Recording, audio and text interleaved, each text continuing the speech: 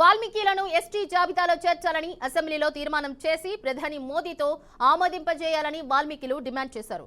YCP అధినేత జగన్ కు ప్రతిపక్ష హోదా ఇస్తేనే అసెంబ్లీ సమావేశాలకు హాజరవుతామని ఎమ్మెల్యే బూసిని విరూపాక్షి స్పష్టం చేశారు.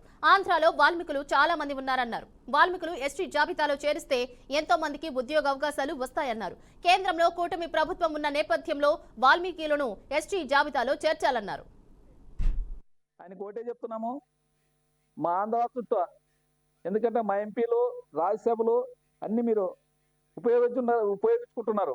అయినా కానీ మా కులముని మీకు ఓట్లు వేయలేదనే కక్షితో మీరు మమ్మల్ని అణగదొక్కే విధంగా చేస్తున్నారు.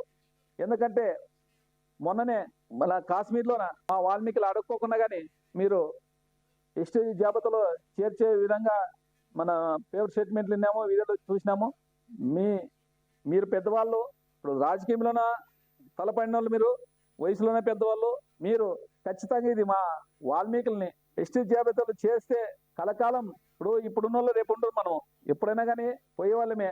ఒక్కసారి మా వాల్మీకుల్ని ఎస్టీ జాబితాలో చేరిస్తే కలకాలం మా ఎస్టీలంతా మిమ్మల్ని తలుచుకుంటూ మీ ఫోటోలు పూజ చేస్తారు. మన చంద్రబాబు నాయుడికి అదే చెప్తున్నాము, నరేంద్ర మోడీకి అదే చెప్తున్నాము. మీరు ఖచ్చితంగా మా వాల్మీకుల్ని, ఎందుకంటే నాకు సెషన్స్ పోదామంటే మీ అసెంబ్లీలోనే మేము లేవనెత్తాం అనుకున్నాము. ఎందుకంటే మా అధినాయకుడు ఆయన ప్రతిపక్ష హోదా ఇస్తే పోదామనే విధంగా ఆయన చెప్పినారు కాబట్టి మేము అసెంబ్లీలోకి రాలేకపోయినాము.